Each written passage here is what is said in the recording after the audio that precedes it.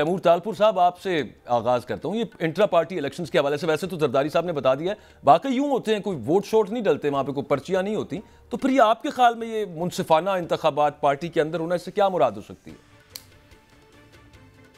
देखिए, मैं समझता हूँ कि पाकिस्तान पीपल्स पार्टी ने इलेक्शन कराया है और इलेक्शन जिस तरफ से जो ओपिनियन जिनका आता है, जिस तरफ से लोगों की डिमांड होती है, उसी तरफ होता है। और आपको पता होगा पीपल्स पार्टी में ऐसे बहुत से लोग हैं जो अपनी बातें बयान करते हैं, जो खुल के बात करते हैं, और जरदारी साहब उस चीज को अप्रिशिएट करता है कि जो जिसके दिल में बात हो वो निकल के आनी चाहिए। तो मेरे ख्याल से जहाँ तक पाकिस्तान पीपल्स पार्टी की बात है तो उनका सिस्टम साफ सुथरा है। जिस तरफ जो मेजोरिटी कहती है उसी तरफ हमारे फैसले होते हैं। ठीक है, लेकिन अल्टीमेटली वो जरदारी साहब खुद कह रहे थे ना कि कोई है ऐसा दोस्त पार्टी के अंदर जो मुझसे इख्तलाफ कर सके। खलील तार सिंधु साहब, आपकी पार्टी में इलेक्शंस कैसे होते हैं? आप समझते हैं कि ये जो इलेक्शन कमीशन है, क्योंकि आप लॉयर भी हैं, ये जो साथ उन्होंने कहा है कि जी फ्री एंड फेयर और मुनसिफाना इंतखाबात कराने में नाकाम रहे हैं, इंतहाई मुतनाज़ इंतखाबात थे जो तहरीक इंसाफ के पिछले थे, आपकी पार्टी में भी यूं ही नहीं होता सर? मतलब पर्चियां तो नहीं डाली जाती, बस वो लोगों की राय ली जाती है। बहुत शुक्रिया मदर साहब, बहुत शुक्रिया, क्योंकि यासीन आजाद साहब हमारे सादों में से हैं, वो बैठे हैं, और ज्यादा अच्छी रोशनी डालेंगे।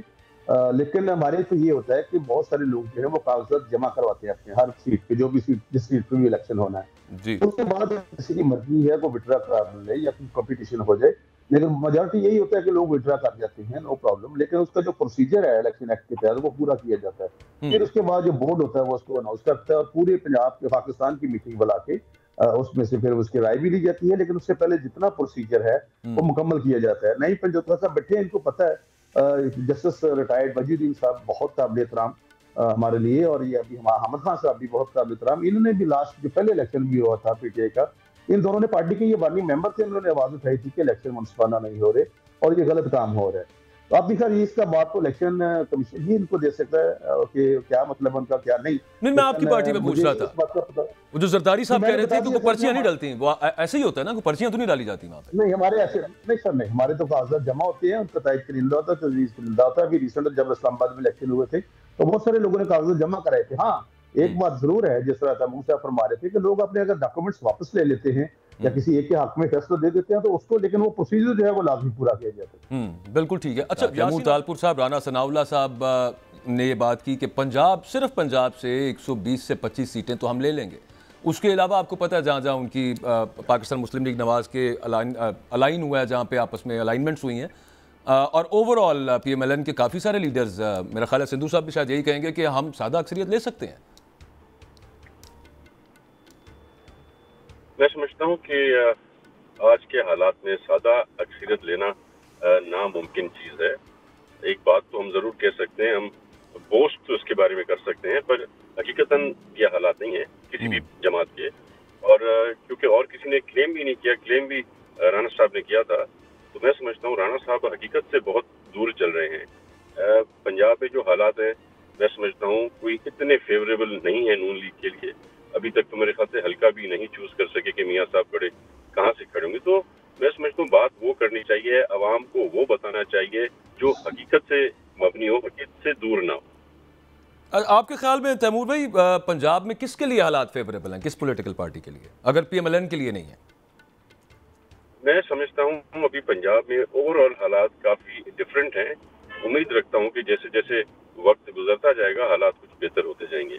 बड़ी तो दो ही जमातें ना, तहरीक इंसाफ है और PMLN है, अगर इनके लिए नहीं है तो फिर तहरीक इंसाफ के लिए होंगे।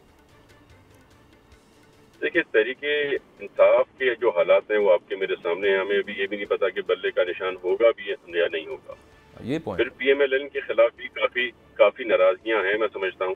और फिर ये भी सोचा जाएगा कि जो PTI अगर का सिंबल नहीं आता बल्ले का, तो क्या वो जो PTI के सपोर्टर्स हैं, जो कि काफी नंबर्स में है, क्या वो घर बैठेंगे, क्या वो नून लीग को वोट देंगे, क्या वो पीपल्स पार्टी की तरफ जाएंगे, एब्सटेन करेंगे? बड़े सवालात है पंजाब के, जो मेरे ख्याल से जैसे वक्त बदलता जाएगा वैसे सामने आते हैं। क्लैरिटी उसके बाद आएगी। संधू साहब, ये जो 120-25 सिर्फ पंजाब से नेशनल असेंबली की सीट्स का फिगर दिया है राना सनाउल्लाह साहब ने, आप तो खुद टिकट्स अलॉट करने वाली कमेटी के अंदर भी हैं, ओवरऑल मुझे ये बताइएगा वो कौन से ऐसे सर्वेज हैं सर जिनकी बेसिस के ऊपर आपको ये लगता है कि 120 से 25 सीटें जीत जाएगी PMLN पंजाब से?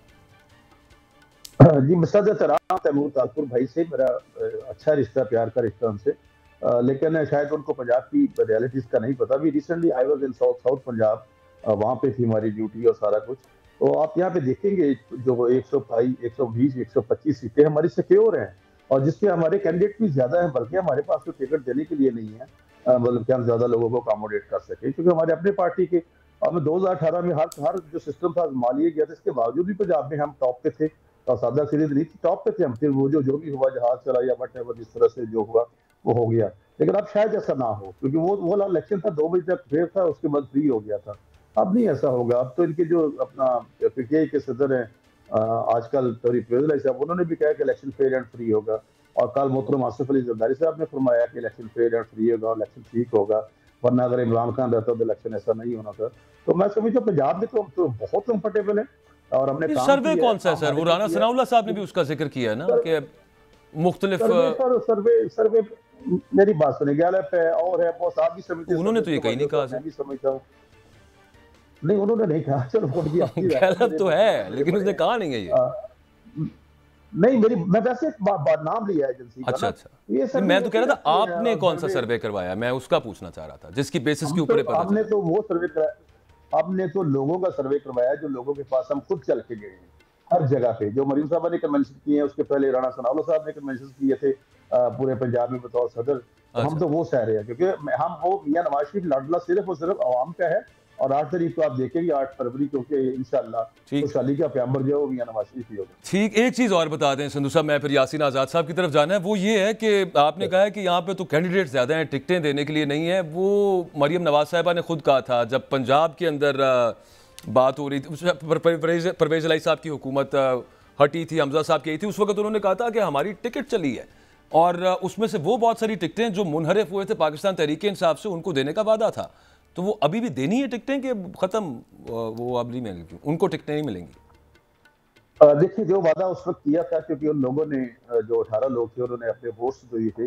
बाद में जो भी ज्यादा यासीन आजाद साहब इस पे ज्यादा अच्छी रोशनी डाल सके, हमारे बहुत सीनियर क्लीन एडवोकेट है।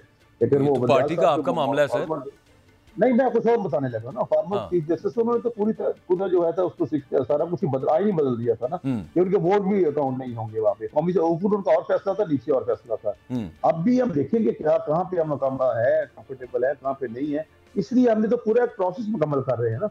हर जगह पे कमेटीज बनी है, हर डिस्ट्रिक्ट कोऑर्डिनेटर्स बने हैं, डिविजनल कोऑर्डिनेटर्स बने हैं, जाके वहाँ पे उनको उम्मीदवारों का इंटरव्यूज किए जाएंगे। सर उसके ये तो बाद पार्टी वादा को था ना सिफारिश संधू की जाएगी। साहब, ये तो उनके साथ कमिटमेंट थी। मैं तो ये पूछना चाह रहा हूँ वो ये पूरी वादा होगी था, कि नहीं होगी? जी बाजवा साहब, उस वक्त जो वादा था वो पूरा कर दिया था, उनको सबको टिकटें मिली। अच्छा, वो वाली सिर्फ वो उसके बाद जनरल इलेक्शंस की टिकट्स की बात नहीं थी हुई? नहीं, वो भी जनरल इलेक्शन, जो 18 लोग जिन्होंने इलेक्शन लड़ा था, जिसमें 5 सीटें हम जीते थे और बाकी यार ये क्या से बात पहले है जब संधू इलेक्शन, साहब। तो नहीं सर, तो हम उन्होंने क्या, इस्तीफा। तो हमारे पास अपने, हमें अपने, देखिए मेरी बात सुने, हमने जो भी इनसे वादा किया हाँ जी। उनसे भी पूरा किया था। लेकिन अब उनमें से बहुत सारे लोग, अगर आपको मैं गिनवा दूं, सिवाय एक कैंडिडेट नहीं के अलावा, वो बाकी सारी जा चुके हैं तरीके से काम में। तो वो ज़्यादा नेचुरली वहां से टिकट लेंगे, हम किस तरह से उनको 2 टिकट नहीं ठीक ले सकता ना कोई बंदा। हाँ। ठीक।